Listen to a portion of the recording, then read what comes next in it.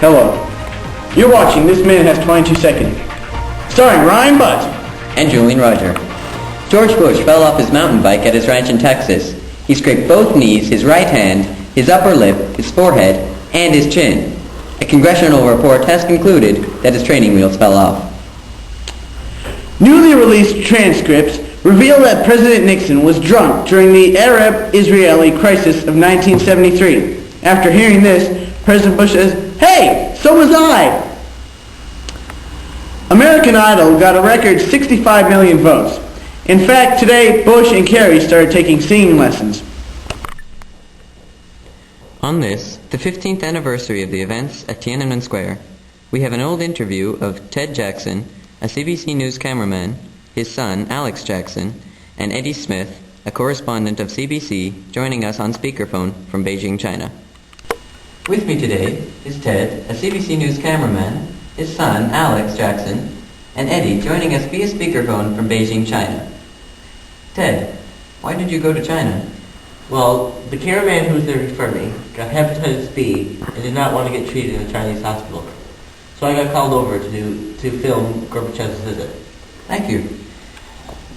Alex, why were you in China? Well, my dad thought it would be a great learning experience to take me with him to China when he went over to film Gorbachev's visit. And also, I thought it would be a great way to feed my interest in Chinese history. Good. And Eddie, why were you in China? Well, that was my area for my job. I was assigned there in China, and I was covering the Gorbachev visit from Russia. Okay. Now, Alex, what happened to you? Well, Lao Tzu and I were running around the square for quite some time, trying to get away from the PLA and avoid them as best as possible. The PLA, as we were running, the PLA thought I must have been a demonstrator or something, so they tried shooting at me because I had my Chinese costume on. But they shot Lao Tzu instead, and, then he died.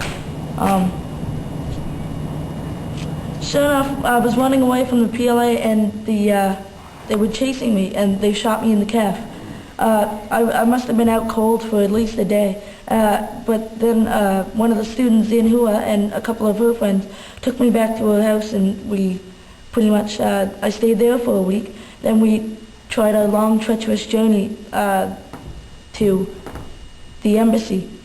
But since I looked like a Chinese person, I couldn't get into the embassy because it was so heavily guarded.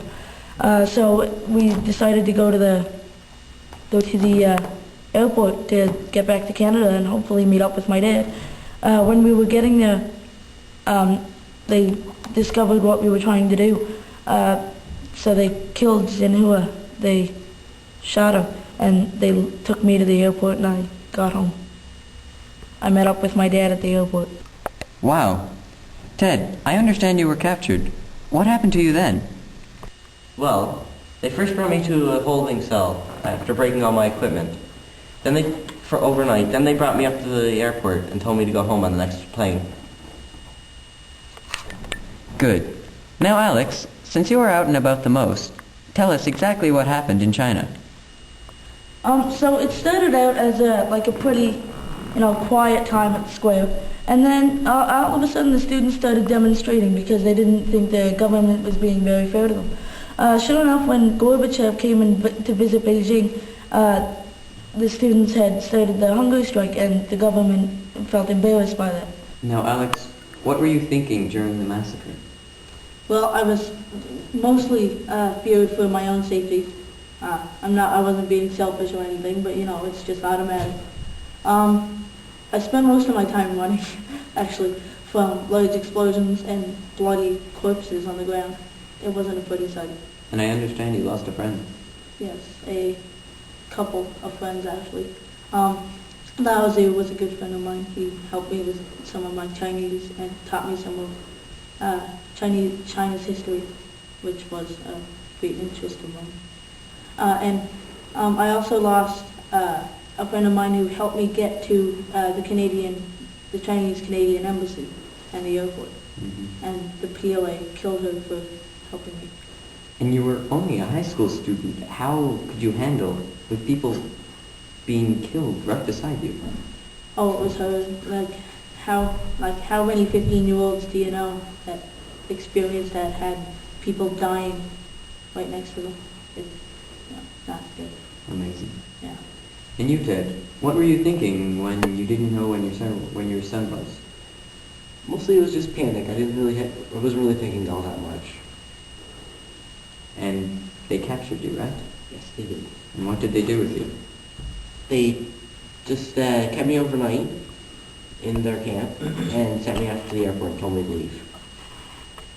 Okay. After taking my videotapes and destroying them. Thank you all for being here with me tonight. Good night, everybody. Good night. Thank you and good night. It's morning in China. And this minute has been 22 seconds. Signing off for now, I'm Ryan Budd. And I'm Julian Roger. Good night. Good thing that's over with. Oh, God. You know, I hope nobody down in the States that watches Dave Letterman sees any of this. Yeah, copyright infringement. Yeah, no, just the thing, like, they'll probably sue us if we find out. Your fault. Yeah, it is. What do we do now? I don't know. You should go make a movie. The making of this man has 22 seconds or something like that.